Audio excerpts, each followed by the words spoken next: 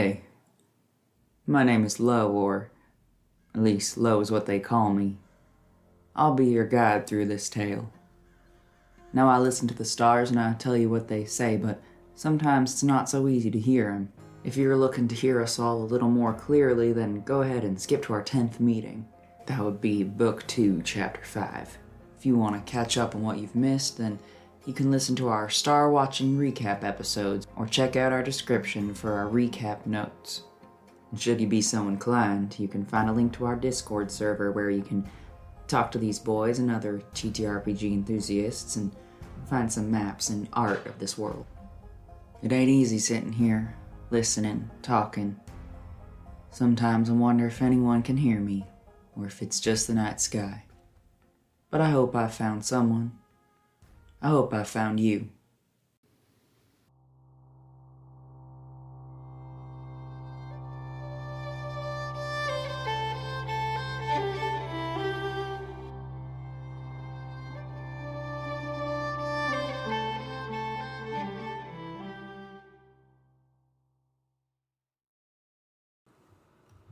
So, we begin on a train.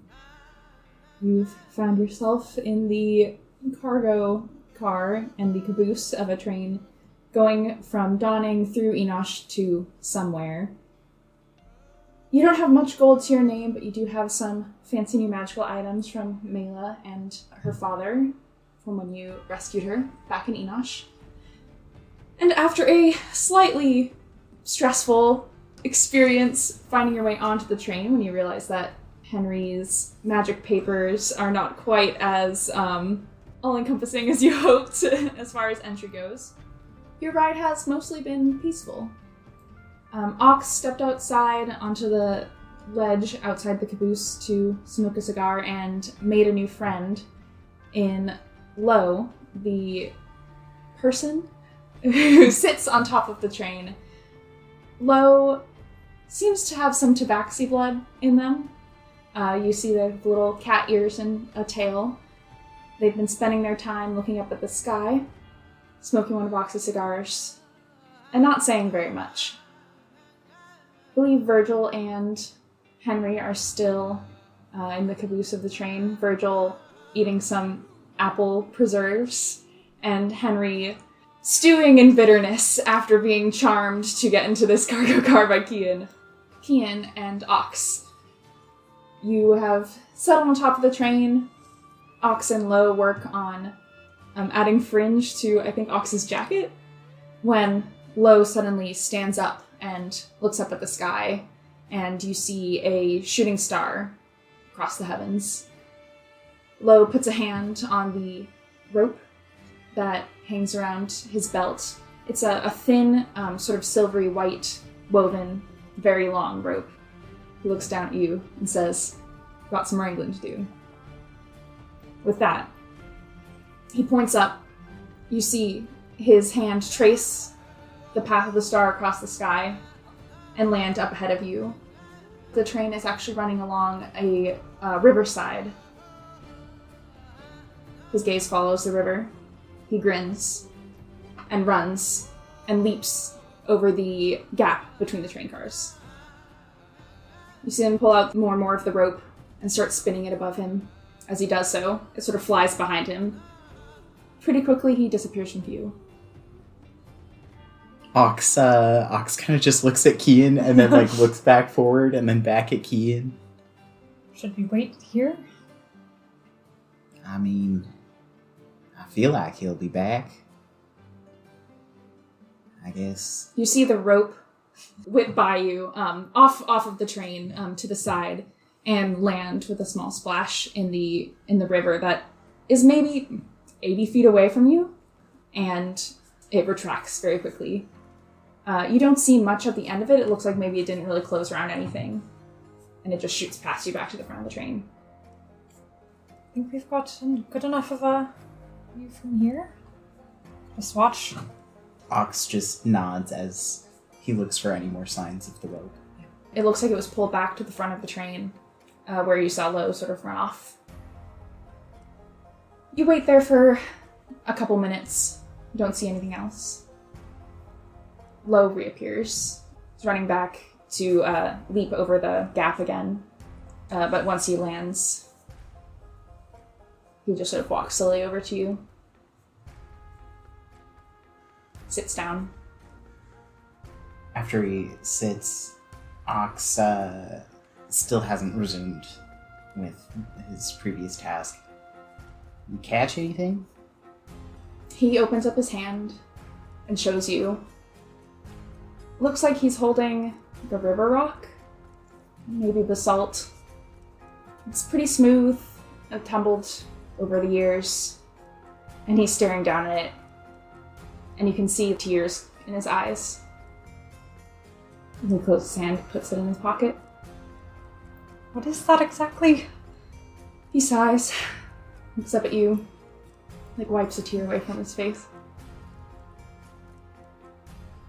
Stars are falling. Can't get them in time. Do you get them in time sometimes? He takes the little pouch that's at its side next to the rope, opens it, takes out some more rocks. They look similar. Not all necessarily the same. There's some variety in color. Some of them are redder. Some of them have bands across them. But they all look like what you could find on a riverbank. You noticed these rocks before, Ox. He was sort of stacking them on top of the train. Never get there on time. Maybe next time. Nods. Puts them back. Ox kind of reaches out as he's placing the last ones in the bag to kind of look at it. They hand it to you. Just looks normal. He turns it over in his hand. He hands it back. I got a small collection of rocks and stones that I found over the years, but I don't think any that have ever been stars before. Rocks are nice too. Ox pulls out the black rock from his right pocket. He kind of turns it over in his hand a few times. Hold it out to show it to Lo. Lo looks at it, see their tails sort of twitch. They don't seem to have a particular interest in it. They just sort of look at it curiously. Turns it over in his hand again twice and then puts it back in his pocket. Has it been happening more often recently? They look up at the sky and just point. You can't necessarily tell where. It's hard to understand where people are looking when they point at the sky, but Lo doesn't seem to realize this. They're changing. See? Keen looks up at the sky. Ox also looks up. Yeah. You see a starry sky. It's a clear night.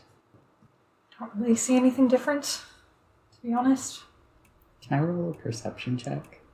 On the sky? Yeah. Yeah. To see if Ox To notices. perceive the sky. Yeah, Ox wants to perceive the sky, and if anything, he's looked at the sky a fucking lot. Apparently not. Keen's also gonna look. I doubt that they'll notice it. That's like a 10. Mm-hmm. Yeah, that's a 9, so. It's a very clear night. You're far away from any towns. If anything, you see more stars than you're used to. At least since you've been, living in Enosh, living in towns. I think Keen's laying down kind of on the train. He's looking at the stars at this point. Contemplative. You feel a light weight placed in your hand. There's a little dark rock sitting in the palm of your hand. Is this one of the stars? Yeah. He looks at it. Just a dark rock? Small? Looks like a rock, yeah. Why'd you hand it to me? You're watching? Let me know if I see anything else.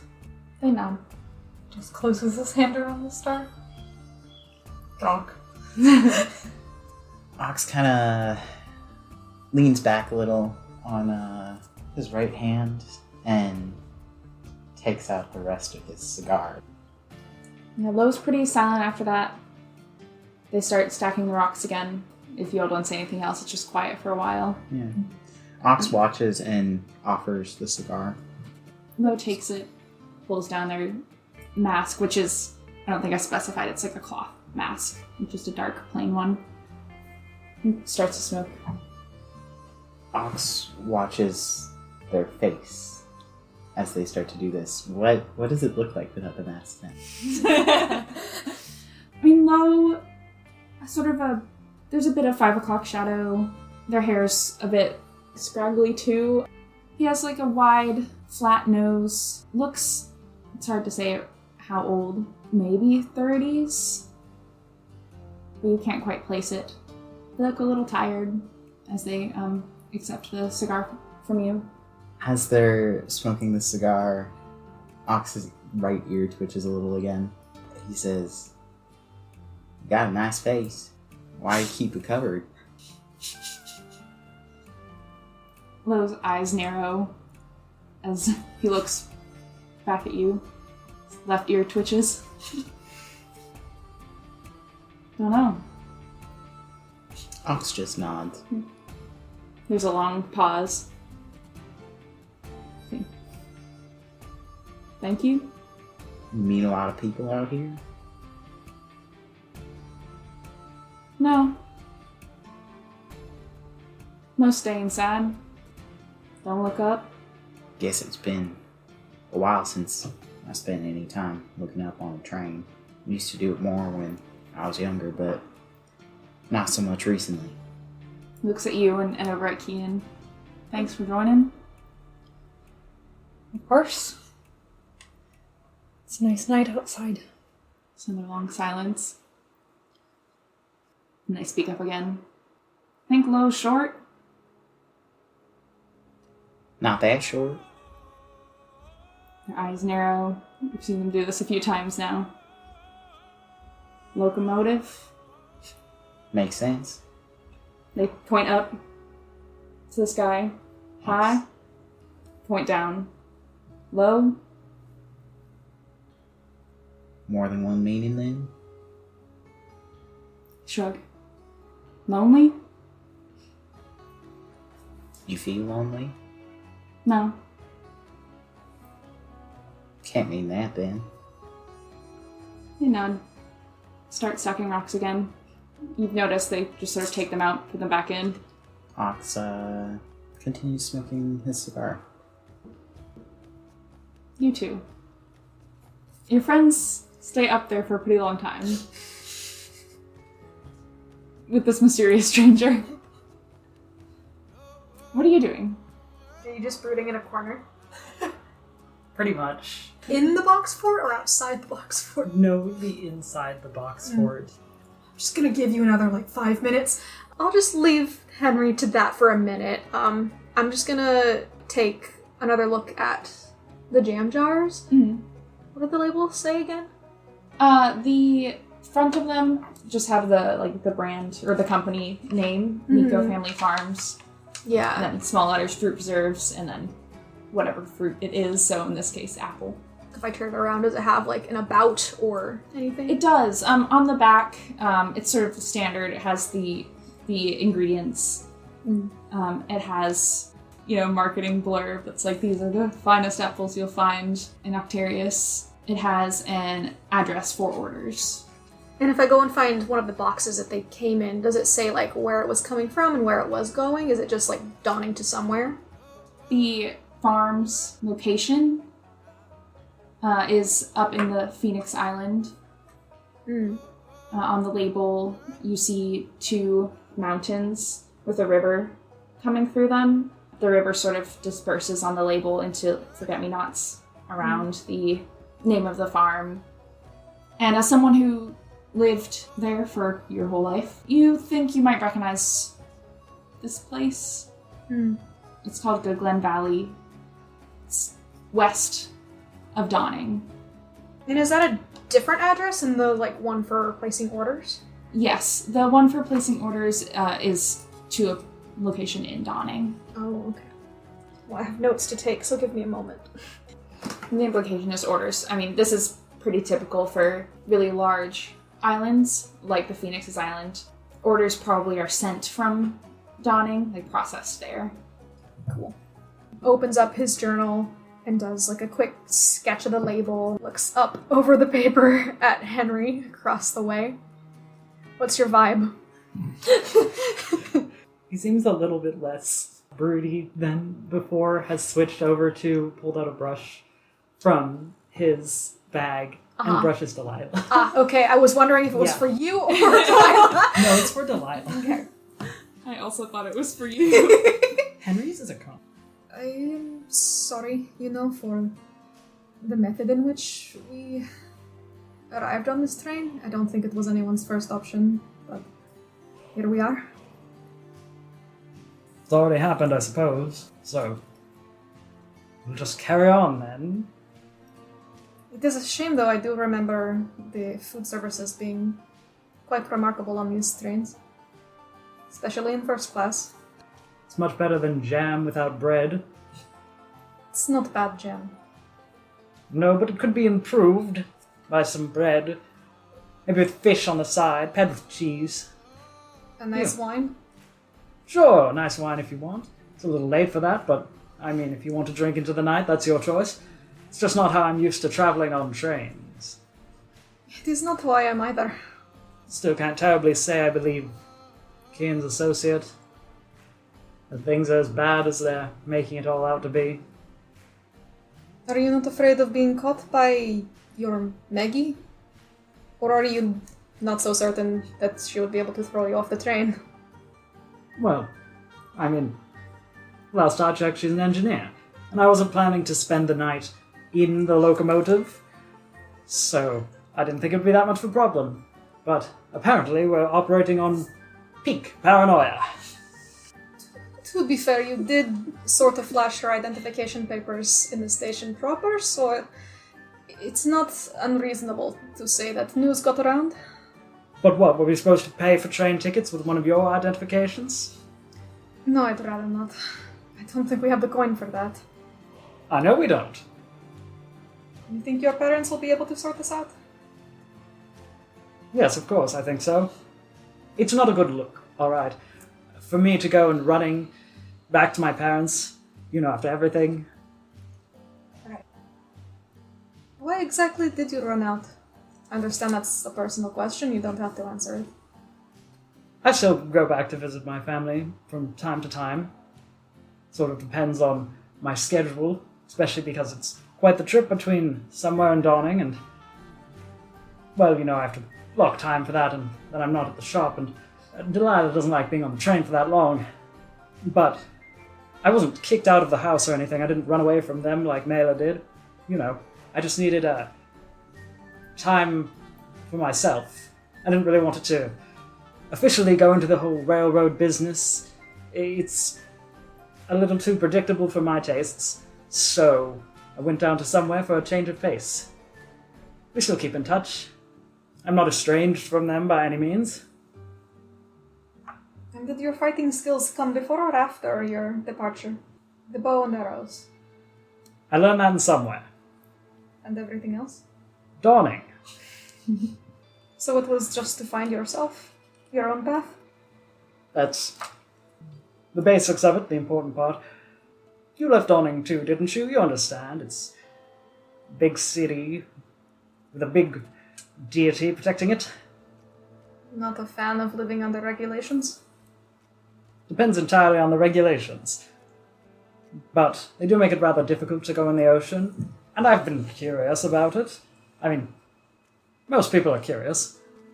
But it's a lot easier for me in some way to, go out amongst the ocean and not make my family look bad. Because I do have to consider my image more whenever I'm actually around them and in Dawning. Everywhere else it's not nearly so political. You are not known by face alone so much elsewhere? No, not at all. Can I roll an insight check? Yeah, go ahead. That's another 6 plus something. Seems legit. You don't know.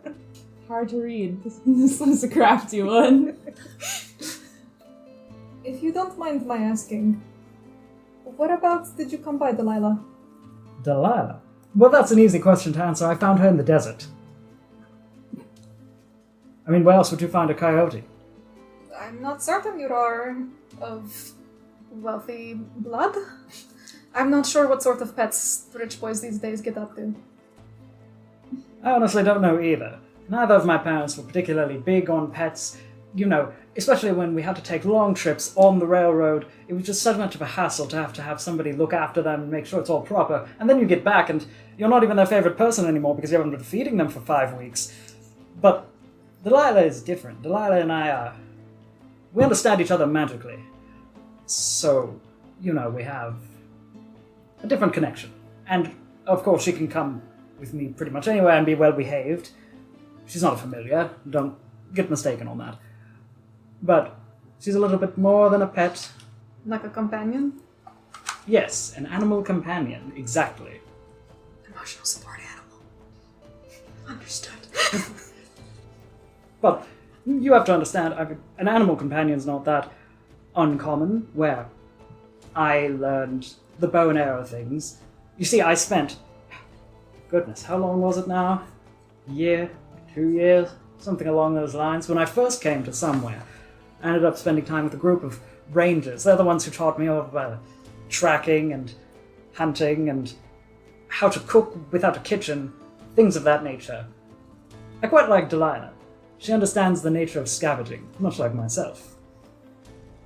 And your expertise with fey creatures? Did they teach you that as well? No, that's a 50-50. I knew a lot coming in from my own reading, but they taught me everything in the field, rather than just the technicalities of things that you read about in books from scientific studies. I understand. It was sort of 50-50 for me as well. You've studied Fae then?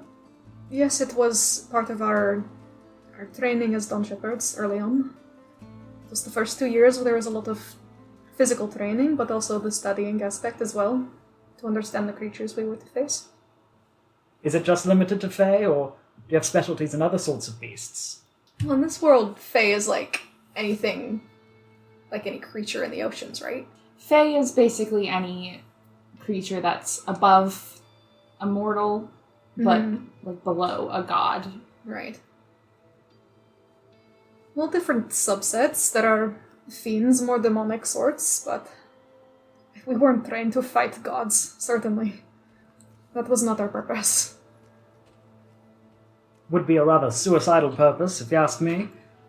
I'm not foolish enough even to fight a god. I'm glad to hear it. But, you left all of that behind, didn't you? Well, physically yes, but the knowledge never leaves. Not really. Of course not. Once you learn how to shoot, bow and arrow, you're not going to forget that.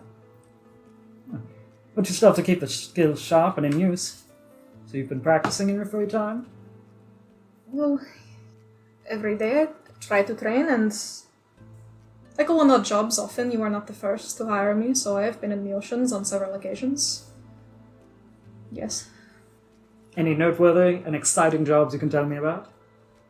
Mostly just fetch quests. Someone dropped something in the ocean as they were running from a monster. It's not safe to go out. Can you please go find it?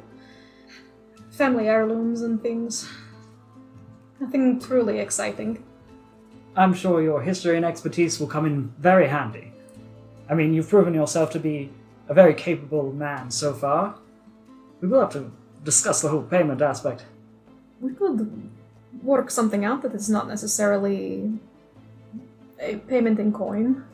Would you be interested in a sort of trade? You have, obviously, several important connections in Donning. I am always interested in a trade deal. If I do this thing for you and Ox, find his wayward sister, help you deal with your curse, what do you think the chances are of you getting us into Phoenix Island undetected? Phoenix Island undetected? Well, the undetected part makes it a little difficult, but... At least by officials. Ah, by officials. I am not so worried about the Guardian itself. Well, if the problem isn't with the Guardian, then I can quite easily have you scrubbed from any sort of official records. Why do you need to get into Dawning undetected? We can discuss that later. Let us say there are certain people I would like to remain hidden from. That's entirely understandable. A pigeon lands between the two of you and goes, Hello, Marigold. Is this a summons, or...? Are we to follow you? Just hold out the jam jar to her little face. Nurgle walks up to the jam jar, checks it out, taps on the glass. Do familiars need to eat? Do you know this? I think they can. Not sure how much birds like jam. Maybe it's a sign that the other two have fallen asleep atop the train. That would not be so wise. I go to the caboose door Okay. and jump up and peek. Like Grab the edge and peek over. Mm-hmm. Low is where we left them. Just they're stacking rocks. They've given one to each of you, very carefully, like it's a very precious item. So they only have 5 rocks now. You're still He there? was like laying Yeah. down. He sits up. Yeah, Ox had started on a second cigar. And he's a good chunk of the way through. Just like waves away a bit of the smoke.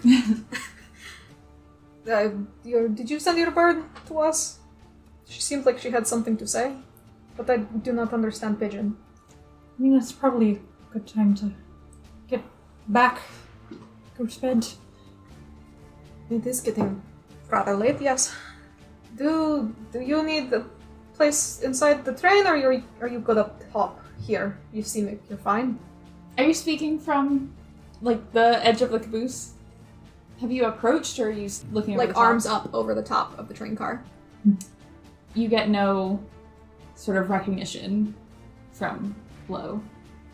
Right. Well, your friend is welcome, I suppose, if they want. Ox looks at Low, they're still stacking. Yeah. He takes another puff from the cigar and then kind of passes it to Low. Do they accept?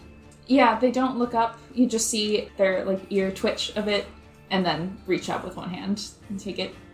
As Ox passes the cigar, he says, if you want to stay below, you could stay with us. They finally look up. Their gaze goes from you over to Virgil. He waves. Waves back. No. Ox starts to get up and dusts himself off a little bit. Shakes off any of the ash that got on his clothes. Well, if you change your mind, we'll be down there, even if you just want to visit for a bit. He looks up to you. The mask is down after getting the cigar handed over. He smiles. Nods. You see his gaze, the focus change from you to the sky behind you. Ox looks behind himself, up at the sky. There's some stars up there. Yeah. That he will climb down and go inside. Yeah, Kian follows. Once everyone else comes back down into the train, Henry has already prepared himself like he's gonna go to bed. Did you two have fun on top of the train? I mean, it's a nice night out there. Not too windy? Nah. Please do not fall off the train while we are traveling. We do need both of you. Try my best. Ox, you haven't fallen off of a train before, right? Not to the point where I couldn't get back on. Well, then I'm sure you'll be fine. You've been on a lot of trains. More than a few. Like, a lot of people don't really get a chance to go on trains. Why were you on them? Well, it's not really that I paid for the trains or anything. I used to hop a train from nowhere to somewhere. Is that where you're from? Yeah, I'm from a small town on the outskirts of nowhere. Look, Salas, if you don't mind my asking, I wanted to inquire a little bit about our potential reception in somewhere. It is only that you have mentioned you have spent some time in the prison system, and I'm not judging you for that, but I only want to know if we are perhaps expecting some sort of action by the law if you are seen in our number. Shouldn't be an issue. I paid my bail to get out. How much did that come to? Things are expensive in somewhere, aren't they? Well, the thing about a prison in somewhere. It's called Paradise. It's where they make the tequila of the same name. You can pay in what little you make at the prison. It takes a long time. And you pay in years. Of service in making tequila? Yeah. And how many years was your crime worth? Well, I had a little help paying in gold to get out. You can typically bribe the guards, and it sure as hell helps. You just have to find the right guards so they don't bleed you dry. Literally? You don't usually have to worry about that. They're sometimes a little lazy over there. But I spent the better part of 3.5 years. Most people who get locked up don't come out. You have connections in somewhere? Or make friends with a guard? Not a guard, I mean, I know a few, but one of the prisoners, he runs a tattoo business out of the prison. Makes good money doing it. He's real talented. Is that where you got your art? Yeah, a few pieces. You notice Ox reaches into his left pocket and pulls out this rock. It's a small desert rose, a light colored rock with like some sort of light brown speckling and then silver speckling kind of where it's broken on the inside. I think as this talk is happening, Kian pauses, like making his bed, and sits on it. He's kind of gripping his hand a little bit tightly. He kind of sits and straightens up. I might have heard some news quite recently about someone I knew who perhaps wrongly got themselves into a bit of trouble. Do you know anything about how long people usually stay in the jails before they head to the prisons? A while. When I was in jail, it took 4 or 5 months before I got put in Paradise. Sometimes it takes longer. Depends on how well your paperwork's filled out, really. Is it easier to get somebody out of jail? Be easier than out of Paradise. Probably cheaper. To figure something out, then look into it when I get there. Well, keep us notified on the situation and we'll see how we can help. We'll do that. Would you mind too terribly giving us the name of this person who's in jail? Just in case we hear anything in passing. Lachlan? Well, that's not a name I'm familiar with, so it is a good thing you've told me, otherwise I would have just discarded the information. Do you know what sort of crime they have committed or been framed for? You said arrested wrongfully? I think there was a bit of a mix-up. Honestly, I'm not quite sure. Did your patron know anything? Kin kind of has a slight smile on his face, but shakes his head. I'm gonna ask them more. I don't know how much they can figure out. They're not really all-powerful in getting on this plane. I think it's a bit easier if they have a connection to me while I'm here. So if we were to get you to somewhere, they might be able to peek in at Lachlan? Perhaps. They go that far from you? I mean, it really depends. I've never really had much of a reason for them to be on this plane as much. Besides occasional meetings with folks if they would like to. Find it easier to just talk in dreams. Haven't really tested it much outside of that. Then we'll put it on our agenda for when we get to somewhere. Do some searching on my own as well. Assuming there are a lot of jails in somewhere. There's small holding facilities before they cart you off to District 7. Well, if that's all we've got for the night, then I think I'm going to turn in. It's not too terribly late, but late enough. Just for all of you, your information, if you plan to leave the train car through, not the back, but the front, during the night at any time, please wake me first. I set up a small alarm-type trap so that if anyone comes walking through the door, I'll know about it. But I'd rather not be woken up in a start by one of you. Do that. Really, I think it would be best if I take care of these sorts of things. If anyone starts coming along, grab me first. Before you start talking, say something you'll regret, you know. Alright, we'll let you handle it. I'm just gonna kind of adjust some boxes to try and hide our little fort in the corner. So, like, if someone is, like, facing the front of, like, is standing at the front of the door and, like, looking into the car, I want us to be kind of tucked away. So I'm gonna build a fort around our fort. Excellent. Okay. You build a fort. Nice. We're so secure. Yeah. You're so secure, you guys. Before we go to bed, I think Kian's gonna just, like, tap Virgil on the shoulder. Yes. I'm not sure if the animal cargo has windows, but I could send Marigold up and see if our goats got on the train. I would greatly appreciate that. Please. Opens the back door for her. What's pigeon flying power like? Can I have her hop? Yeah. Did you put her on the roof? Yeah. Forgot about the speed. You put her on the roof. Yeah. You put her on the roof.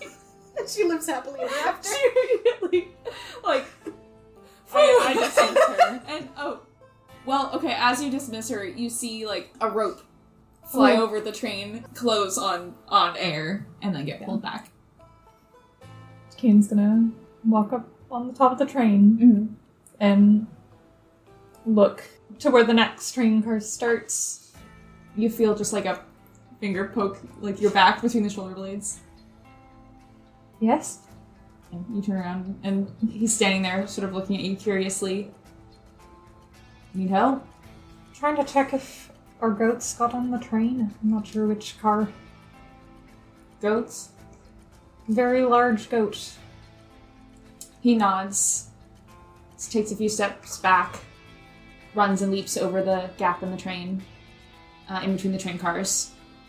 Just down low as he runs closer to the front of the train car in front of you, and crouches down, holds on, and, like, leans over the edge of the roof of the train, very far over the edge of the train. He takes off his hat with one hand and holds on to the wood with the other.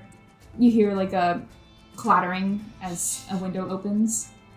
His tail swishes back and forth, and then very deftly he sort of pulls himself back up, puts the hat back on. There's goats. Is there a very large goat? Like, incredibly large. I've never seen a goat this large. Perhaps. Maybe you have. Yeah. Right. It's good to know. Thank you. He nods. Thank God. Right, well, good night. I think we're gonna go to sleep now. Are you gonna be here tomorrow? Yeah. Right. I'll see you then. And then Kian climbs back down, gets in the box for it. Virgil is, like, a little, like, nervously, like, waiting for you to talk. They're both there. Both of them. Well, yours is at least. I didn't lay eyes. But I doubt there's another very large goat. I doubt it too. Thank you. That is comforting. If my goat didn't make it, I'm sure that she'd have a very nice life in Enosh. It does seem the place to be if you are livestock. Yeah, I think they treat their animals pretty nice over there. Thank you, Kian. Of course. I can take first watch. Are we doing watches? It will make me feel more comfortable. Alright, I'll take a watch after.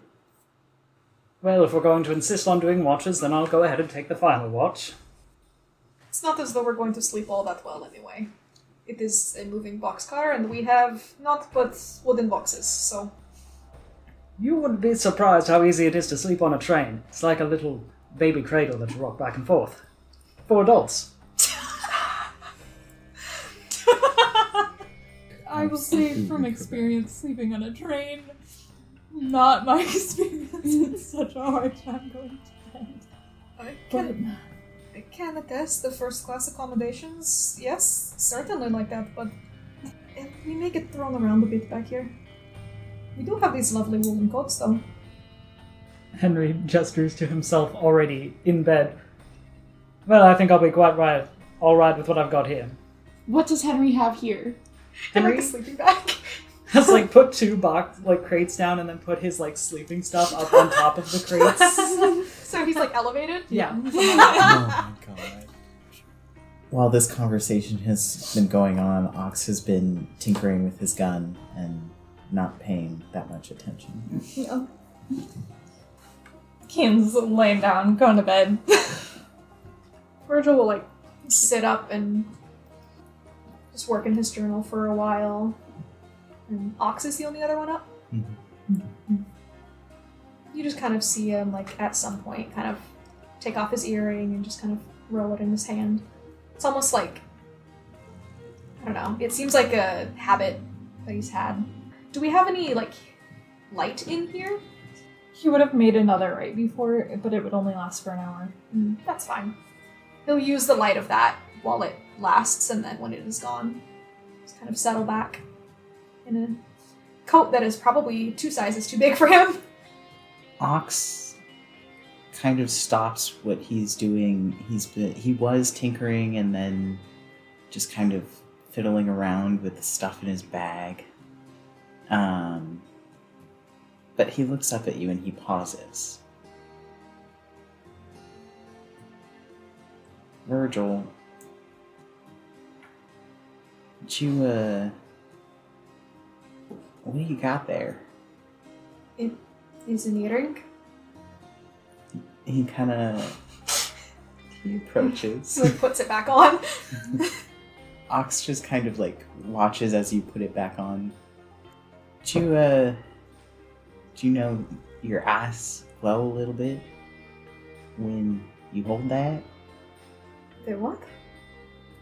While you were holding your earring, it kind of glowed a little bit in the dark. He takes it off again and just holds it and looks into it. Can he see his reflection in the gem? No. But you do notice that you can see better. That is unusual. Are they glowing now? Yeah, it kind of looks like... we've sort of talked about it. Now that you're getting a better look, creatures with dark vision have a sort of glow to their eyes in the night. It resembles that. It's kind of looks like you have dark vision. That is ridiculous. How well can you see right now? I suppose I can see better than I should be able to. Strange. What is that earring to you? I'm looking after it for a friend of mine. It was given to me some years back.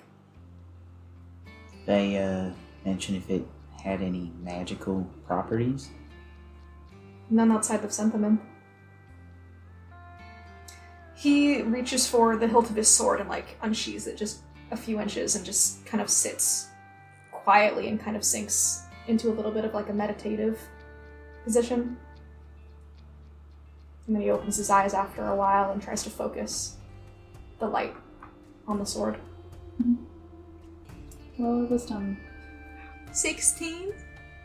As Virgil opens his eyes, you see they have sort of a golden light to them now. His hair is moving slightly as if there's a breeze. And Virgil, you see the sword is glowing slightly, the golden light. Same color as the light around his eyes. He sort of holds his breath, closes his fingers around the earring. Didn't know I could still do that. Is that your magic? Yes, I used to be able to produce more than just ice. this one is particularly useful against certain fey creatures. He sheathes the sword and lets go. It has been some time since I was able to summon it. Thank you for telling me about my eyes. I might not have known. Glad I could help. I tried to use it during the Perivine encounter when Kian went down. Couldn't find it. It's funny, it came almost easy just now. You think your earring helps amplify it, maybe? I don't know. I'll have to test it. I wouldn't be surprised. He kind of sits back again and draws the sword fully and puts it across his lap and holds it and just sits and meditates again for a while and just tries to focus on it again. Are you trying to activate it again? Yeah.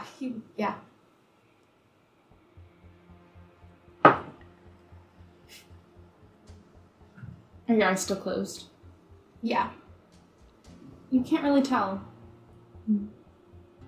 I think he's content to just sit there and take peeks every now and again, but mostly just sit with his eyes closed and listen. Ox sits up in his bed for a little while watching, and he's got both the rocks that he keeps in his front pockets in both of his hands, and he's rotating them both at the same time. Does Ox start glowing? Nice. The magic is in the rocks, baby. These are the ones you keep with you? Yeah. Well, you can see in the dark. Yeah. I mean, I didn't expect anything to happen. And This is maybe- just what he's doing. Maybe it's been the rocks this whole time. It was the rocks all along, you guys. Yeah. Ox comes to that realization as he rotates the rocks in his hands. Looks out at everybody else too. What's Delilah doing? She's at the base of Henry's crates that he's got set up, and she's asleep. She's a pretty light sleeper, though. A warning, dude. I mean, Ox knows this. Yes. Yeah. Do not Ian fuck found around. out. Marigold's probably hopping around. Hopping around. If Ox holds out a little finger to her, will she come close? I guess that's Pen's choice. She eagerly hops over. Ox gives her little scritches. She sort of settles down. It looks like she gets 3 times fatter as she, her head kind of pulls back into her body a little bit as she enjoys the scritches. And her feathers poof out. Excellent. Eventually, he stops doing the scritches, and he moves all of his bags into one corner, essentially, and that's where his, little nest is. And he's just, trying to get, as comfortable as possible, but he falls asleep faster than he has Nice. before that you've seen. Once Ox falls asleep, Virgil will put his sword away and actually just sit up and keep a proper watch. You wake up Kian and go to sleep. Yeah. Did you make a little nest? Yeah, he would have curled up in a corner of the box fort, wrapping a big coat around himself. He sleeps in a little ball. Yeah. Flipping a little ball. And as you fall asleep, maybe right after you could call yourself awake, but before you're properly unconscious, you hear distant. You fall asleep. Oh. Kian. It's quiet in the train car.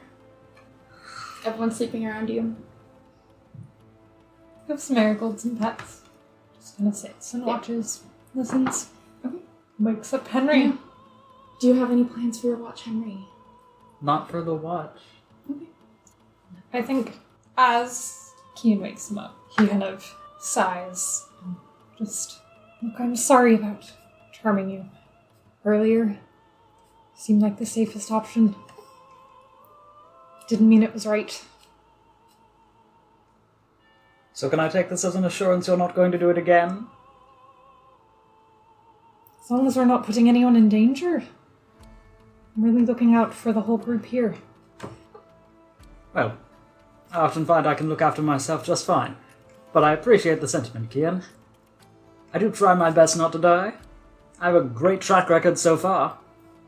Just really seemed like you weren't going to listen to us if we told you not to try going on the normal way. I just don't trust that everything would have gone according to your plan. Right. Well, we'll work on it, Kian. Alright, you sleep well. I'll see you in the morning. Right. Kian, you head off to sleep? Mhm. You had some plans in your dreams? Yeah, he calls out to Aelin. You open your eyes. It looks like you're in the train cart, but it's empty of other people. Just boxes and you, and a very faint hint of moonlight that shines in through the thin window that runs along the side of this car. And as you have seen many times before, the moonlight switch warps and changes shape until what looks a little bit like you, sitting in front of you, cross-legged, on a coat box. Did you get a chance to check in on Lachlan? Aelin looks back out the window behind them, and then back at you. They smile for a moment, and then the smile kind of vanishes. I tried. Sorry. How close did you get? Not very.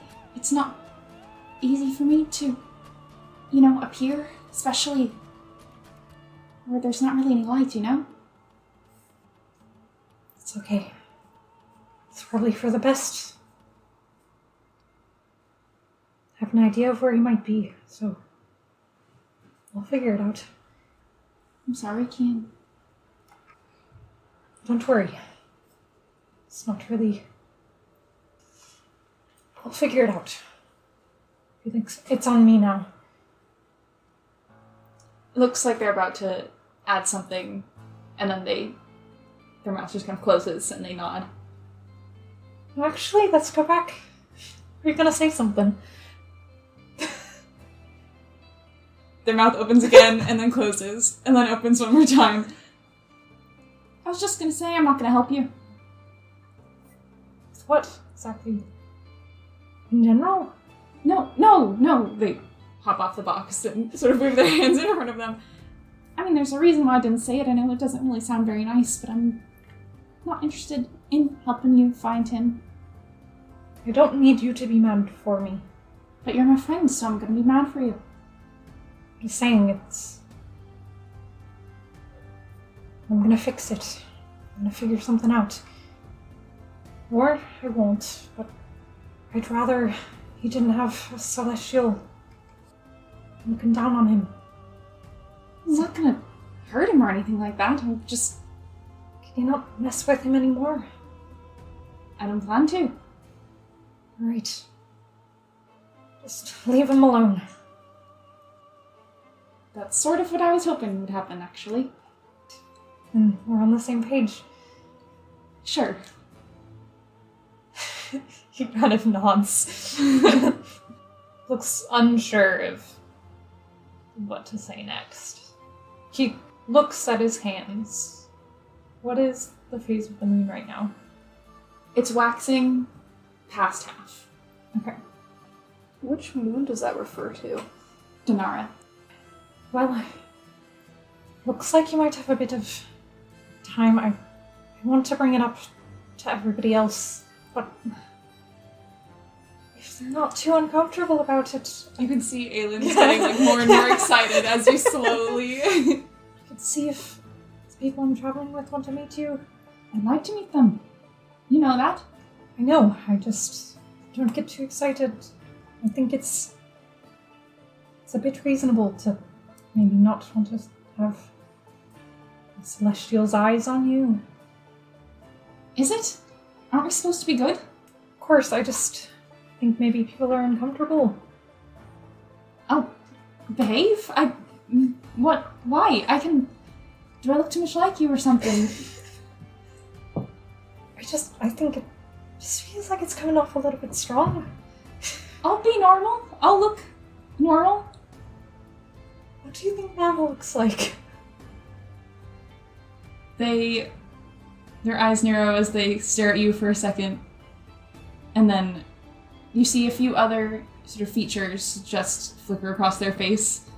Some people you recognize, some you don't. And then they stop again, looking very much like you. But in the past, more like golden blonde hair with this sort of halo, a streak of white through it. That's your best normal? It's fine. I just want to bring it up before we go appearing. I'll try to call you. Alright. I'll see you soon then. Yeah.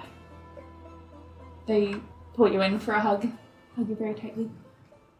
Hugs back. And then you just sort of fall back to darkness, to sleep. Wake up in the morning? Wake up in the morning. Feeling Like P. Diddy. Thank you. Thanks, Kasha. Virgil, you can still hear that faint sound echoing in your memory as you wake up. Ox and Henry are both already awake. Now that the two of you are awake, and Ox is as well. Well, you see, I was thinking of taking a quick peek inside the next train car, the other cargo box car, not the one with the livestock necessarily, but I was telling Virgil yesterday while you were all up on the roof, it's very unpleasant to have so much jam without any bread, and given that I didn't purchase anything for this particular type of excursion, I figured I'd go and take a look around. One of you is welcome to come with me. I didn't think we'd need a whole entourage. We could probably ask our friend upstairs. He's been on here for a while. They have. I'm assuming they're getting food somewhere. No, I'd really rather go take a look myself. There are so many people. I mean, if he's comfortable traveling all day and night on Are you top of a planning train on car. Going past the cargo cars for any. I don't think he would have invited one of us to go with him if that was his intention. Thank you, Virgil. Really, the audacity to assume that I would go beyond the boxcar when you so graciously dragged me here and ruin everything that we've worked so hard to set up. Don't be ridiculous, Kian. I just want to go and see if there are more provisions outside of... He points to one of the boxes. Jam. Very good jam, but it is just jam. And again, forgive me, but I don't know your friend on top of the car very well, but if he is comfortable up there, I don't necessarily trust his judgment in foodstuffs. I'm rather picky, you know. Alex, tell them I'm very picky. You'll have to convince me on that one. I need to know, was the look you were giving May also the look that Ox was giving Kian? Yes, absolutely. Yeah, Ox is a little annoyed right now. Yeah. He knew this was coming. Not for a lack of trust, but I'll come along. I've got a bag of holding. Could hold a lot of provisions. Correct. Well, alright then, Kian and I will go and check out the boxcar next. Then if you'll be so kind as to follow me, Kian. Alright. And Henry will head back to the door between the train cars. And what's the situation like between What's cars? Do they have like the little porthole on them, or? No, I mean there wouldn't be a porthole like a window. There are doors. I mean, there's the coupling. There's some space between, but yeah, there's a door. Slide the door open then. It is locked. Kian. Are you proficient with... I am. So but- it's your proficiency bonus plus dexterity. Okay, but I'm gonna have you roll a disadvantage because you're leaning over from one moving train car to another moving train car. I rolled 2 18s. 21. Yeah, that'll do it. It's a little bit precarious. Like your legs are like stretched across the gap between the train cars as you fiddle with it, but eventually you hear the little clink of the latch giving. Well, there would be like a little place to stand. There are like tiny platforms in between the two of them. They usually have like a ladder towards the ground. No, it doesn't make sense if you want it to be easy, but they don't want it to be easy.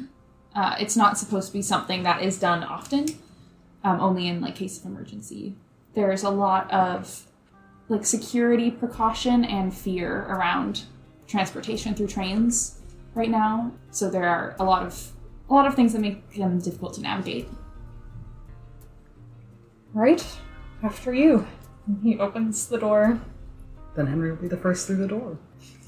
It looks much like the car you were in previously. Lots of boxes. You see a few more from Millcoat Company. You see there are boxes of yarn and some just like unwoven sheep's wool. What about just a box of rations, you know? You don't find any bread. However, you do find some boxes of Tasha's jerky. You open that up to find just like various packages of different dried meats. That's the only other food stuff you find. Keen starts putting a bunch of the jerky into his bag of holding. Are they like nailed shut? Or is there a latch? There's a latch. Okay. He takes It's he not high skims security like the jerky. first layer off of each box. Okay. And just like tries to make it look like somebody hasn't really been going through it. Yeah. Tries to make it all even and just takes as much as he can. Okay. While still leaving a good portion. While Kian is trying to make his jerky-stealing adventures as discreet as possible, Henry has looked at like 5 boxes and walked to the other side of the car to unlatch the door. And, Daddy, can I make the jump between this train car and the ladder handles on the other train car? Yeah, you can make the jump. Alright, so this one would be the livestock car, correct? Yes, you are clinging onto the ladder. Head to the roof of the train. Kian kind of watches with a raised eyebrow and opens the door, follows, like stands, and just like watches him. Delilah is sitting in front of him. She did not follow Henry. She can't Yeah. hold ladders. Indeed. What are you doing up there? Oh. He just walks off.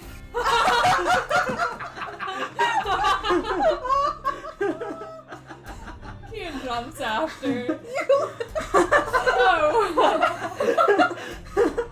Go after? Yeah, I'm heading towards the front of the train. of course you are. You Okay. shit. Yeah. Yeah, you have to sort of take a running start to leap over the gaps between train cars, but yeah, by rooftop, you make your way to the front of the train. What's the locomotive situation like? So the trains actually do have coal boxes. They're powered both magically and mechanically, depending on which power source is most convenient at the time. Are you trying to go to where the conductor would be? What's your speed? I assume the same as Kian's 30. 35. So Kian catches up, put a hand on his shoulder before. He doesn't Exactly what you're trying to do right now. immediately. He like clamps his one hand over like Kian's mouth and brings him down into like a crouch at the edge of the car, over the coal box. Mm. And as much as you can whisper over the sound of wind on a train, I'm going to need you to be very quiet now, Kian. We're rather near the opening part, and I'd rather not be detected by anything. What I'm looking for is a way into the train. I'm sure you figured that out by now. Don't worry about it. But we are very close to the conductor, so if you could be... And the engineer. Most importantly, the engineer. So if you could be rather quiet. I need to assess the situation before we move forward. Also, if you're not prone to coal dust and washing it out of fabrics, well, perhaps it's best you don't follow me. You can go back. Keep Delilah company, you know? No, I'll follow. And he snaps his fingers in front of his face and just whispers something a little bit like inaudible. You can't tell. His appearance changes, and he just looks like an elf. Features are fairly similar to his, but just more like nondescript clothing. Shouldn't be able to recognize me. Fancy trick you've got there. Can't do it for you. That's alright, I don't need it. If they're on the edge of the last car, looking down towards the open area for the coal box, Mm-hmm. and beyond that, I'm assuming is the locomotive. Yes. Is there anyone there? Anybody hanging around? Yes. I hope so. Who's driving this train?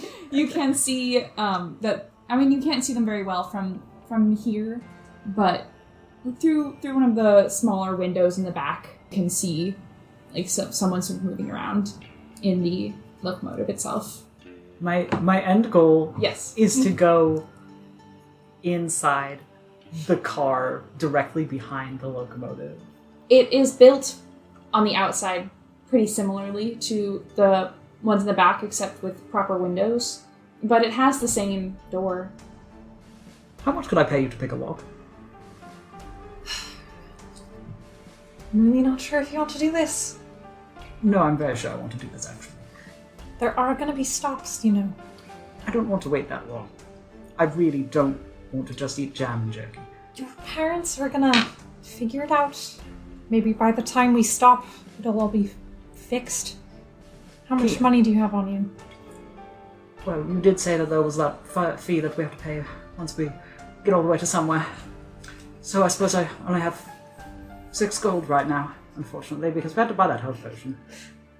So, in essence, since I gave you 20 gold to purchase that, I've already given you 20 in advance. The 6 is really more of a tip. Are you trying to persuade him? Sure. That's a nat 1. Look, I understand that you want to get up there. I think you might mess things up for all of us if you do.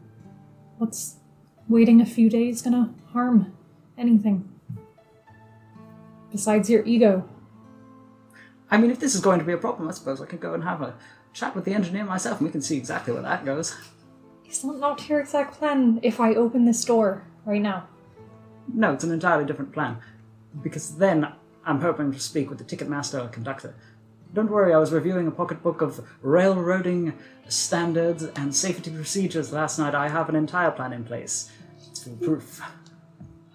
How long have they been gone? A while. Okay. You had noticed Ox had been tapping his foot for a while initially during the conversation of Henry wanting to go exploring in the train for bread.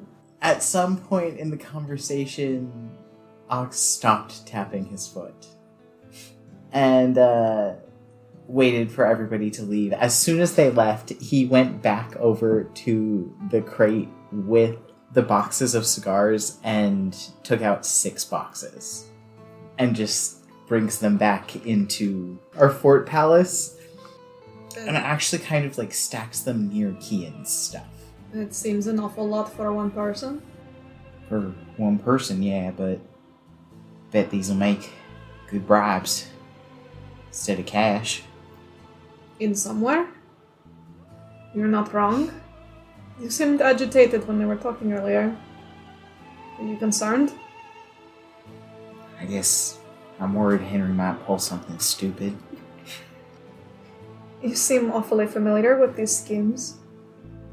Well, Henry's kind of entitled. I had noticed that, yes. And he definitely feels entitled here on the train. Certainly. I'm worried they might go to the front. Yeah, I'm gonna go over and, try the door. See for ourselves. And I'll open it.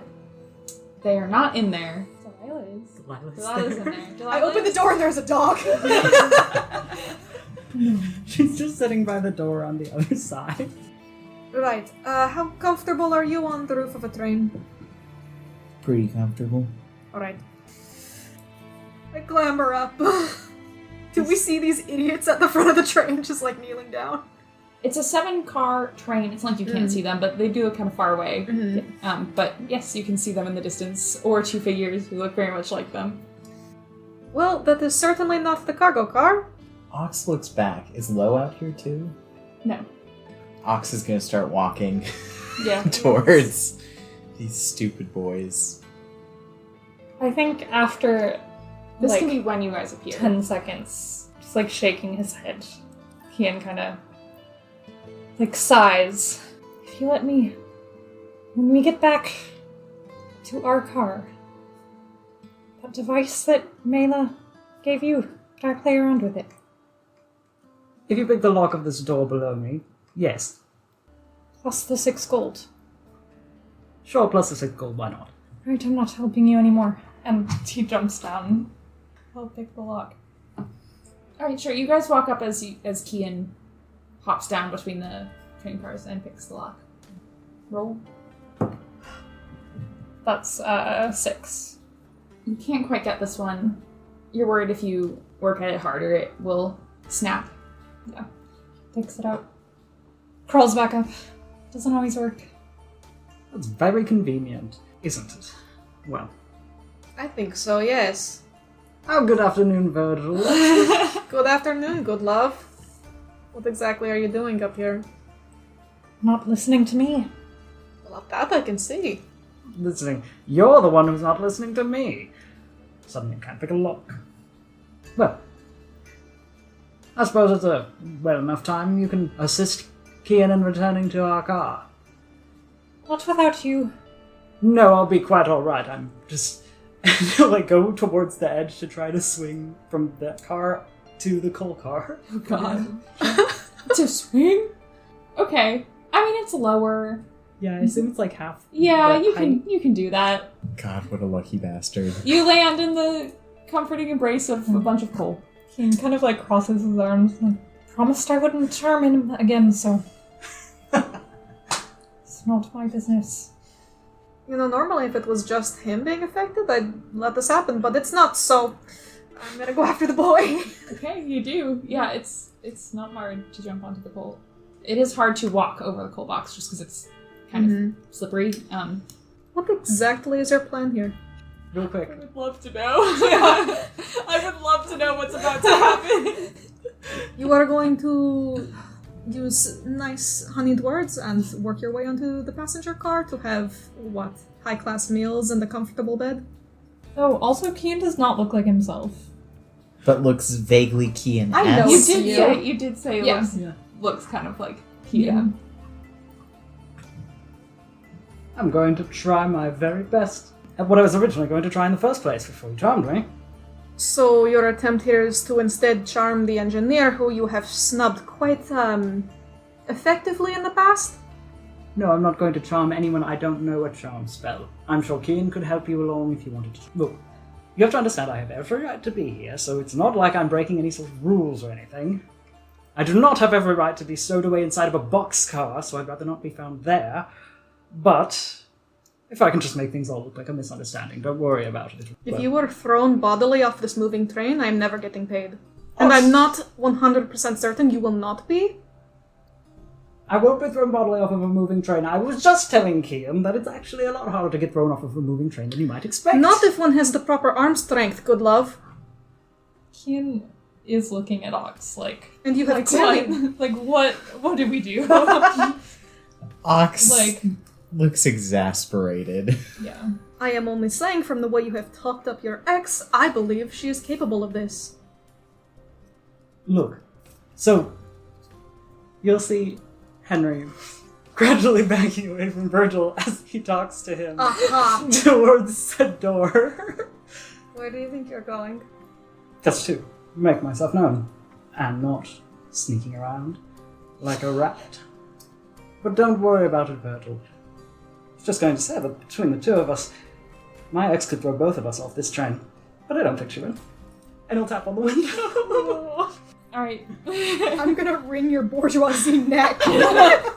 Please do. Tap on the window, and you look inside to see a familiar face turn around and look back at you. And she just stares for a moment, shakes her head. She starts to smile, but it does not reach her eyes. And she walks over to the door, opens it, and you see Maggie there in front of you, towering over you. There's some coal smudged on her face. Tell us about her biceps. She's got some big, powerful biceps. I mean, she looks how you remembered her mostly. She's wearing nice clothes that are quite dirtied. Black shirt, dark blue pants. Her hair is tied back. She looks down at you. For a second, he seems visibly very nervous, takes a deep breath and gives the best customer service smile. We're going to die. Good morning, madam. My name is Solus. I've come here with a surprise railroad inspection for your cars. I was just taking a light jaunt atop the train to see how the couplings between them, and I regret to inform you that the handrails, the handles on the releases, do not happen to meet the standards for the Good Love and Good Love Company. They are 2 inches too small for the clearance. How could someone with large hands ever get into there to release the couplings in case one of the cars were to catch fire or some other sort of safety measure would come into play, you know? And, of course, I didn't mean to come up here to trouble you, but with all of the doors being locked, well, it's been making these sort of safety inspections on the surprise side so much more difficult, if you understand.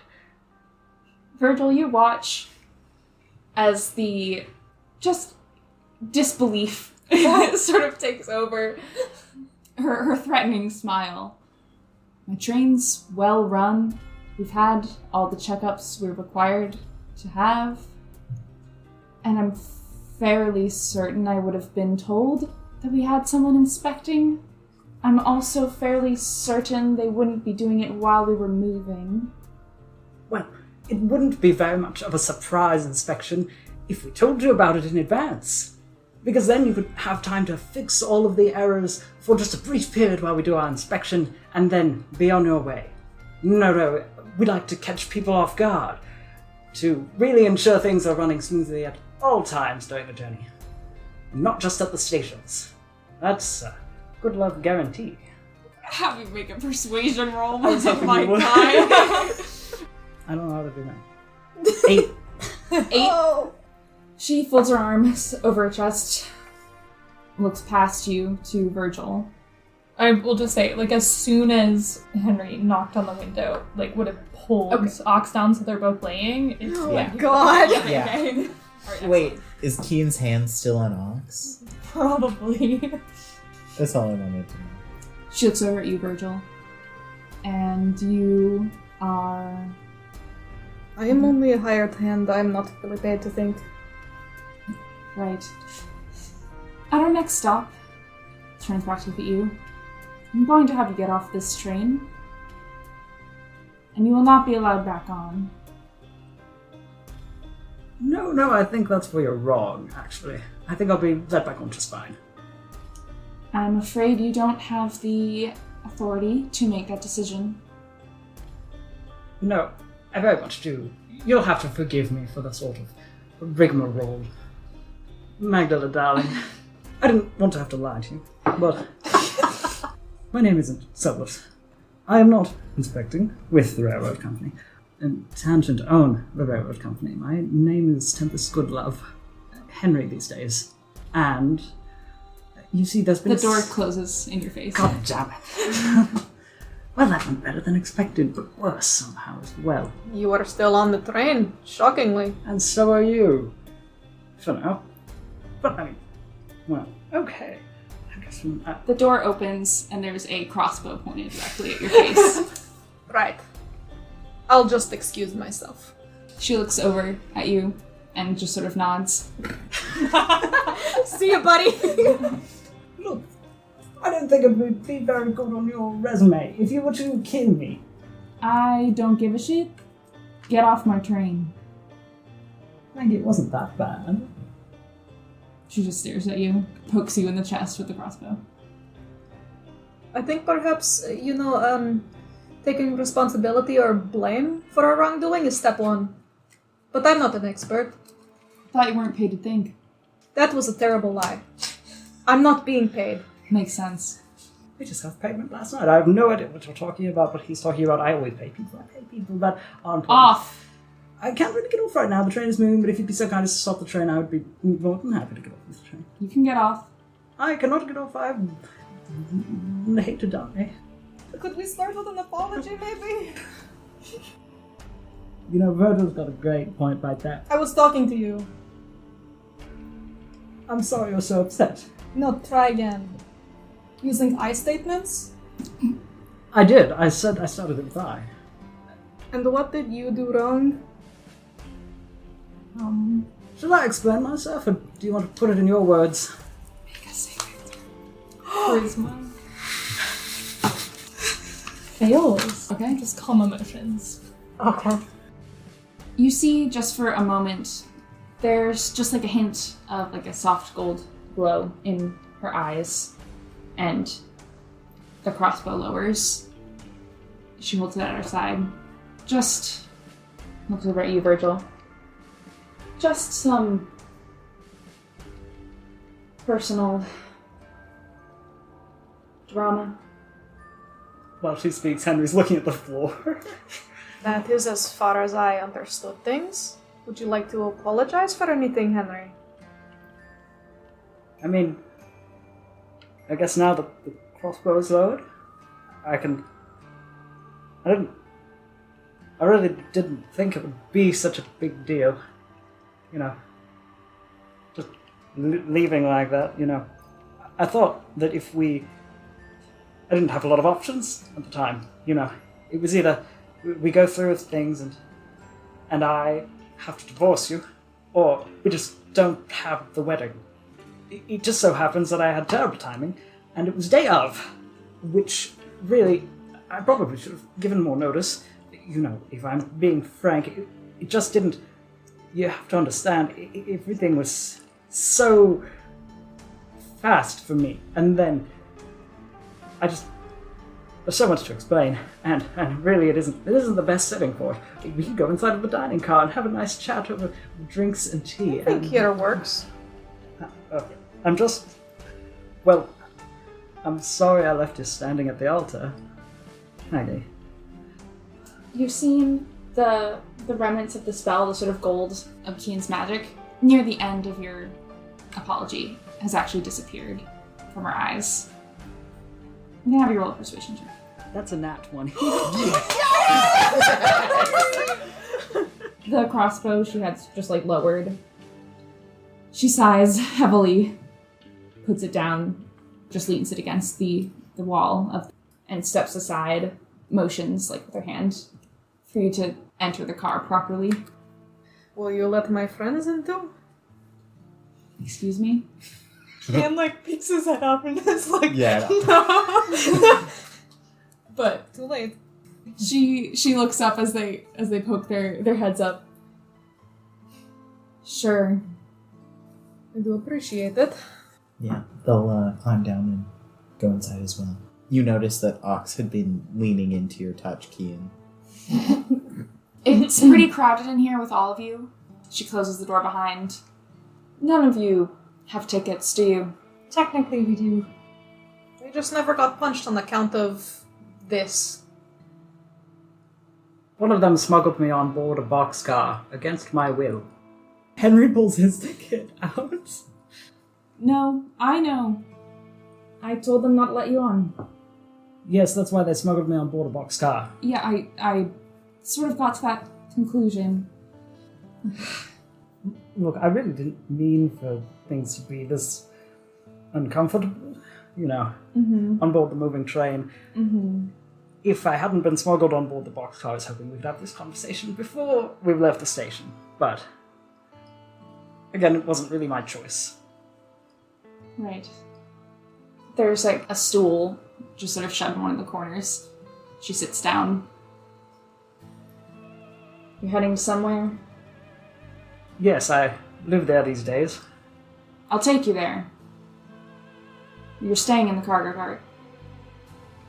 But on the cargo car, not even coach. She is just absolutely like stony-faced, shakes her head. I could apologize for something else. The cargo car is plenty comfortable, thank you.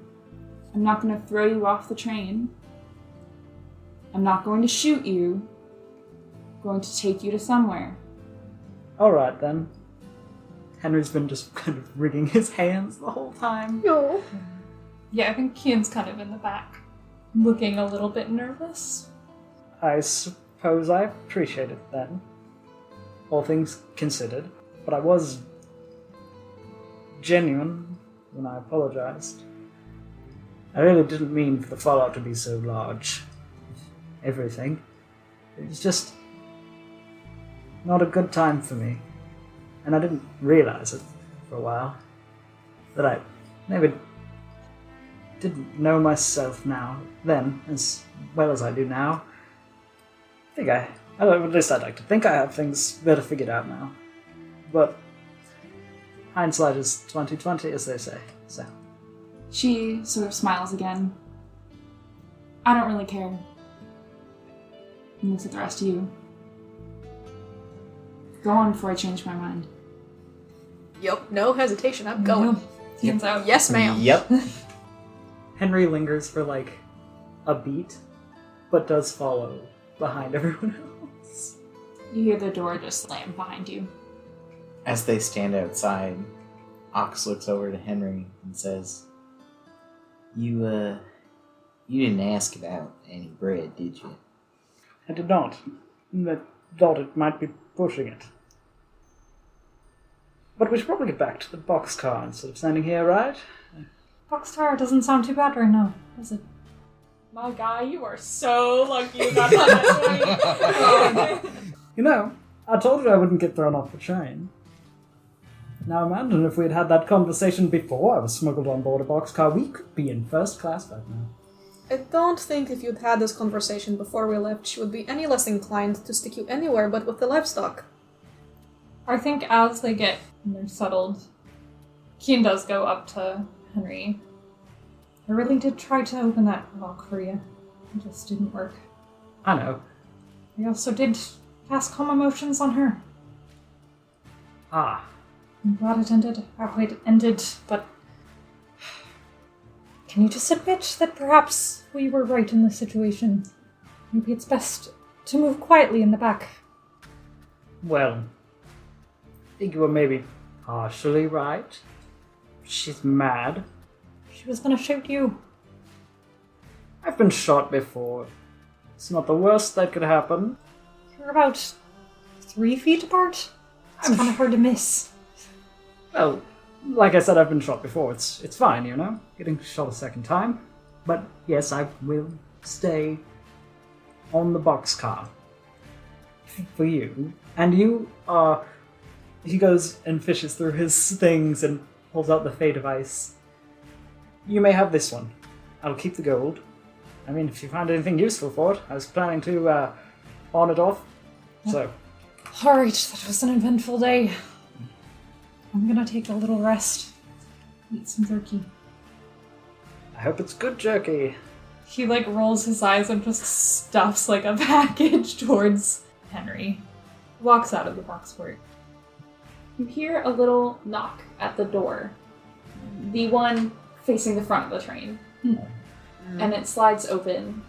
You see a young, looks like probably a human, sort of frazzled red hair. They also have coal smudges on some of their clothes. They're holding a large jug of water in one hand, and you see sort of behind them in the open train car a large sack. You see a baguette sticking out of the top of it. They lean in a little closer to sort of yell over the window of the train as they're still doing what you guys had to do, and sort of awkwardly with their legs connected between the two cars. I'm supposed to bring you things. Are you the stowaways? I guess that would be us. He still looks they sort in of his jump, disguise. jump back pretty skillfully, smoothly, grab the food and jump into the train car with you. Just set it down. Do the same thing with the jug of water. They look up at you wide-eyed. They're young. They look sort of like apprentice age. Mm. Thank you for that. How do you convince her to let you stay on? Just charismatic people. They nod and then scuttle off. Kian, pushes the bag of food and water into the fort. Goes out the back door. Okay. Henry's been sitting in the corner of the boxcar on one of the boxes that he used for his bed, with like his knees up below his chin, and then his tail like curled around his ankles. But he does look up when the food comes and smiles a little bit. It's not as wide as his normal smile, but it's a little smile. Well, I told you I could get us better accommodations than just a regular boxcar. I think you just managed to pull a half-decent apology out of your ass. It was a genuine apology. I'm capable of a genuine apology, my goodness. It was well spoken, but it was quite an affront. I'm not going to judge you for your reasoning there, but I'm a little shocked you were so confident you could get away so easily. Well, I was sort of hoping she would buy the first lie that I told her. We haven't seen each other in 7 years, and I look quite different from then. You must understand, neither of my parents are a golden yellow tiefling. One is green, and the other one is purple. I used to be green. I'm not green anymore, and I was hoping that would serve enough as a disguise to make it so you couldn't identify me. I think she might have recognized parts of my face. Or perhaps the horns. You know, I don't really know a lot of tieflings that have horns like this. Or your speaking patterns, perhaps? No, I'm sure there are other people that speak like this. That'd be ridiculous. I mean, especially if you're traveling between Dawning and somewhere all the time. Right. Ridiculous. He just, like, settles down into the corner of the boxboard and watches Henry. Ox settles down with some jerky. He opens the packet, but before he starts eating, he looks over to Henry. You, left her at the altar? Yes. I did.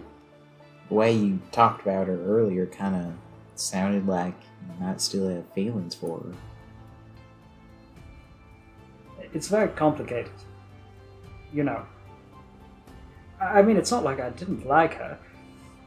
We were childhood friends, you know.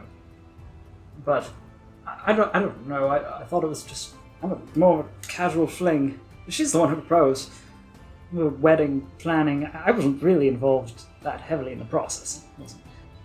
I mean, it was important. It's a status thing to be married to me. I'm sure you can understand. And the thing is, for all the wedding details and the fancy whatnot, I wasn't super involved until, you know, they put you one day in a suit, and she's wearing a dress, and you're supposed to go down and kiss her and become betrothed forever, and it just, like I said, it would be much more difficult if we had to divorce, and then that becomes a whole public affair. But then it only looks bad on me if I'm the one that runs away from my own wedding, and it doesn't ruin her reputation, or at least I was hoping it wouldn't ruin her reputation. I don't think it's ruined her reputation. She's an engineer. My parents gave her that job, but it's important to note that I was the only one with a ruined reputation in... Really, I don't know why she's so mad. I mean, I understand why she's mad, but not why she's so mad. It's... But yes, I did leave her standing at the altar in front of all our guests in her dress, which is very unfortunate. Ox takes a bite of jerky. Kian, what are you doing? Kian opens the door. He goes and sits. He kind of like sits. Is it a squeeze to sit down right there? Yes. At the end? And like leans against the back of the car. And he holds the device. He whispers words, counts them out, whispers again, counts them out, and he tries to use it. I didn't know. I won't let you get stuck there. 2 weeks. I'll get you out, prison or jail. Please let me know. Please answer. It cuts out. The device glows slightly, the light that you can recognize as Mila's magic. As you speak into it, the light starts to fade. Before it does completely, it comes back. And you just hear what sounds like a humming. Just a few notes. And then it fades away. He puts it in his bag. opens the door, goes back in. You see Ox tearing in some jerky, and Henry looking a bit ashamed. Yeah. Chagrined. Yeah. That sums it up pretty well. He's still in his curled up state with jerky, though. Keen grabs a piece of bread, grabs a jar of jam, looks around, starts eating. The caboose is free, so Virgil gets up and is like, takes a break from all of this, and heads out onto the little like railing that's out there. Everyone needs to look out on the landscape. He stands there, watches the tracks kind of disappear behind us. You're in like a sparse wood now. It's mostly pine. It's sort of a dry forest. He sits there for a few minutes, and then he takes off his earring and kind of like rolls it between his hands and looks out into the woods.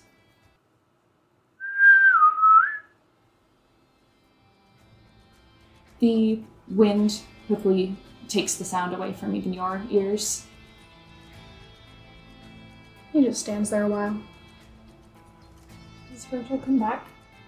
Yeah, maybe after a good 15 minutes. Go back and plop down in his corner and pull out his journal and just kind of flip through it.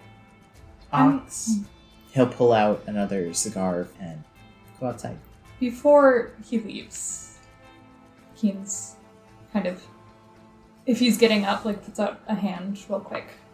This might be it's a little weird. Doesn't have to happen now.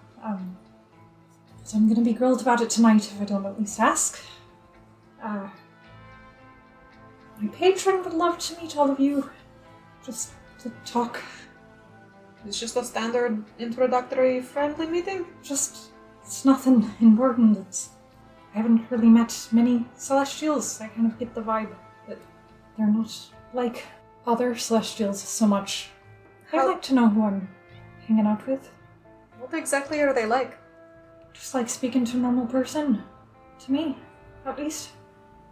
So they will not be offended if we also speak to them so casually? I don't know the protocols for talking to a Celestial. I don't think it needs to be any... just basic politeness. Talk to them like the person you're meeting. Right. How do we address them? My name's Aelin. That's a good start. That's alright with me. Later this evening. Or it could be tomorrow. If we don't want to have this conversation, I would like to prep them for it because I think they might be a bit disappointed. No, not at all. I think it sounds quite lovely to meet your patron. I guess I'm a little anxious about it, but... Ox, you're anxious about everything. I mean, I think it's a bit out of hand to not acknowledge that they are celestial, because that is what they are. But if you can kind of convince yourself that they're not, it's just like talking to a person. Ox, I'm sure if they're anything like Kian, they're going to be lovely. Alright, I guess there's no harm in it. I think they're really nice, so they're my friend, and I'd like my friends to meet each other. So tonight then? Call them tonight. That sounds like a fantastic distraction. The day is rather long in this boxcar, as you all just sort of wait for night to come and this conversation that you're going to have. You hear someone call your name. Kian! Is it in my head? It's Ophelia. I thought you... I'm at Simone's. Lachlan's not answering. Come quickly. Stay safe. You're alright? You're... with... a good love? Don't bring him? Leah, You all hear Kian suddenly start to speak. probably going to have to bring him. It's a long story. Coming as quickly as I can. Oh, so what was that about? Well, I have a friend staying with Simone. She messaged me. I wasn't quite sure if she would reach out, but she knows more about the person I was talking about. Who's locked up right now. Is everything alright? And it seems like it. I'm just gonna meet her there. We learn more. Aside from that, nothing else happens to interrupt your day. And soon enough, I guess not soon enough, because I did say it was a long day. Not soon enough. Nighttime finally begins to fall. It's another clear night. Is everybody in the car? Yeah. Yes. Now seems as good of a time as any, if we're okay with it. He, looks directly at Ox, smiles reassuringly. Ox nods. Right, haven't done this in a while, but... He holds out his hands, palms up, and calls for Aelin. As you call out their name, the rest of you see moonlight that you didn't even really notice coming in through the thin window sort of start to take form, almost like there's been a puff of smoke through it. It solidifies and takes shape. For a moment, each of you sort of sees yourself before the figure settles to look a lot like another Kian. Is this other Kian, the same? Blonder. Yes. Yeah. Right, everybody, this is Aelin. Hold themselves up very straight. Give you all a wave. They look a little nervous. Aelin, this is Oxalis. Henry. Virgil. You're Kian's friends then? Indeed we are. And you're Kian's wonderful patron. They look to you, Kian, and grin, and the nervousness pretty much immediately disappears. Sure, yes. That's me. What are you all trying to do? Are you helping Kian? I think we are all sort of helping each other. They look at you, Virgil, for a moment, their eyes kind of narrow. And they look back at Kian. Right. Can I insight check that just now? Yeah, sure. What was the vibe? Yeah. Did they check my vibe and find it lacking? Dirty 20. 19? When they looked at you, Virgil, Yeah. they looked concerned. As they look between you and Kian, and back to you. Concerned for Kian? You can come to that Yeah. conclusion yourself, I think. And you're all trustworthy folk? I would hope so. Well, your last bunch wasn't so much. That's an opinion you're making. I mean, they weren't.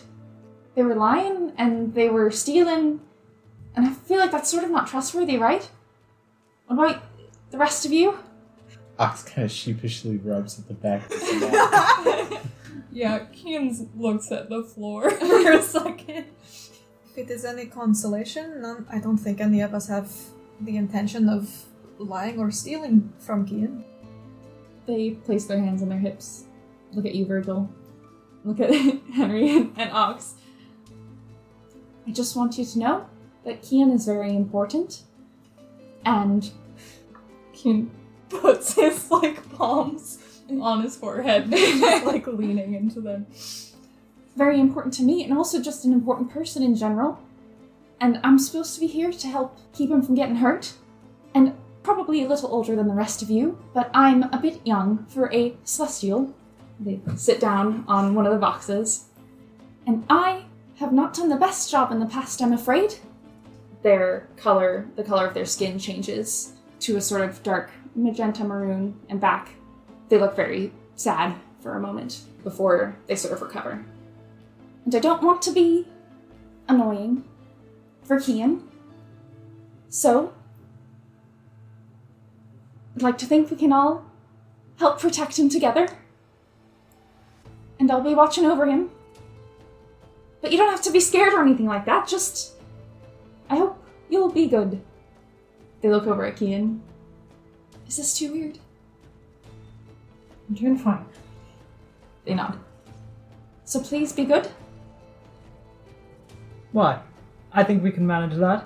And, if I may so reassure you, well, we all think here that Kian is a wonderful person, and I'd hate for any harm to have to come to him. Good. They stand back up, clap their hands. Well, that can be that then. Sure. Unless you want me to stay. We don't exactly want to kick you out of here. We don't have the finest accommodations, but if you are welcome to Kian, you're welcome with us. I mean, I can't stay forever, but I can stay a little longer. How long can you stay in general? Don't do this much. I don't know, we don't do this much. I'll test it out. And he looks around actually. First, though, I want to talk to you, Kian, really fast. They look around. Do you want to go outside for a second? Alright! They grab your hand and take you outside. And close the door behind you. I don't think they like me. Kian, one of your friends has something that's nice. What do you mean? The one... There's something... You remember Jubilee? No. Their skin changes again to that same maroon, magenta, and back. You knew her. Did I? Don't think... What you're saying's not making sense to me right now. You see there's sort of silver tears in their eyes. I don't recognize. My other emissary? It was actually... It's the thing I was going to ask you about. It wasn't at the forefront of my mind. You've never talked about anything before like that. You see their face sort of close off a bit. They just nod. Well, not gonna let anything happen to you. Just be careful. Around your friend Virgil. Let's go back. And they open the door again. And that is where we'll end tonight's session. What the fuck? Yeah, what the fuck? Yeah.